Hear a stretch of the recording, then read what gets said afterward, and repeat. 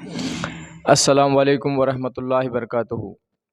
ناظرین، جیسے کہ آپ سبھی جانتے ہیں کہ انٹرویو کا سلسلہ جاری کیا گیا ہے اور ہمارے مہمانی خصوصی جو ہے وہ مولانا زبیر فلاحی صاحب ہے۔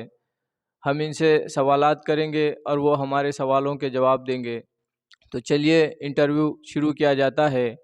مولانا سعد صاحب کے بارے میں مفتی ابوالقاسم نعمانی صاحب نے جو کہا ہے کیا وہ سچ ہے؟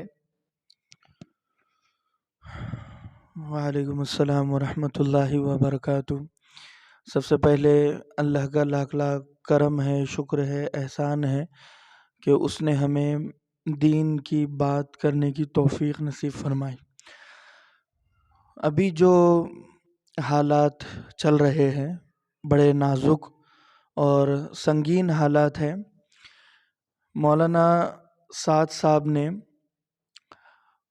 بھوپال اجتماع جو 2022 میں ہوا تھا نومبر میں، اپنے 2 گھنٹے کے بیان میں مولانا نے، اگر آپ سنیں گے تو وہ بیان بھی محفوظ ہے، اور بھوپال کی ایک بڑی علماء کی جماعت اور صوبہ مہاراشٹر کی ایک جماعت، انہوں نے جب بیان کو محفوظ کیا تو اس میں سے کچھ چیزیں نکل کر آئی ہیں۔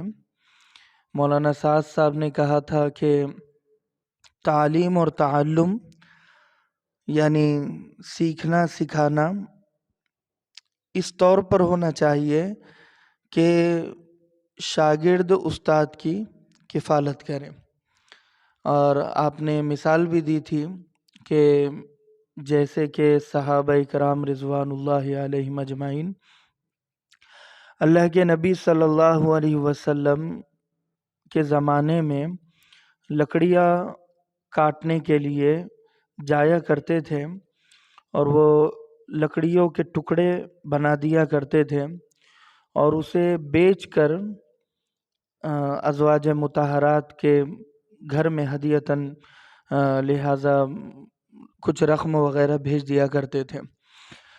تو مولانا کا کہنا یہ تھا کہ تعلیم و تعلم یہ سنت سے ہٹ گئے ہیں۔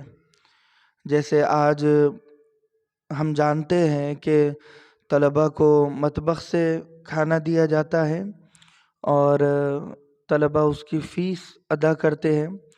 کچھ طلباء ہوتے ہیں جو یتیم، غریب، یسیر ہوتے ہیں، اور مدرسہ اپنی طرف سے ان کا انتظام بھی کرتا ہے، اور اساتذہ جو پڑھاتے ہیں تو انہیں تنخواہ وغیرہ بھی دی جاتی ہے مدرسے کی اپنی جانب سے۔ مفتی ابوالقاسم نعمانی صاحب نے دوران درس جب یہ حدیث گزری ہے کہ 9 ازواج مطہرات کے گھر میں کچھ کھانے کے انتظام کے لیے جب بھیجا گیا تو ما معنا الا الماء، کہ وہ پانی کے سوا ان کے پاس کچھ نہیں تھا۔ تو اس دوران مفتی ابوالقاسم نعمانی صاحب نے کہا کہ مولانا سعد صاحب نے بھوپال اجتماع میں یہ کہا کہ دعوت اور تعلیم یہ سنت سے ہٹ گئے ہیں۔ وجہ یہ بیان کی ہے کہ اپنے ذاتی خرچ سے اس کا انتظام ہونا چاہیے، کہ ہونا تو یہ چاہیے کہ جیسے صحابہ کرام شاگرد تھے تو انہوں نے استاد کے گھر کا انتظام کیا، لکڑی وغیرہ کاٹی، اس کے ٹکڑے کیے، اسے بازار میں بیچا، اور استاد کے گھر میں انتظام کیا کھانے پینے کا۔ تو اس طور پر انہوں نے کہا کہ اپنی جان اور اپنا مال علم پر یعنی تعلیم اور تعلم پر لگنا چاہیے، اور آپ کا زور تھا اس پر کہ تعلیم اور تعلم طلباء اپنی طرف سے استاد کی کفالت کریں۔ تو آج جو بھی سسٹم رائج ہے، جیسے مدارس ہو، اس میں تنخواہ بھی دی جاتی ہے اور طلباء فیس بھی ادا کرتے ہیں، تو مولانا کا یہ کہنا تھا کہ وہ خلاف سنت ہے۔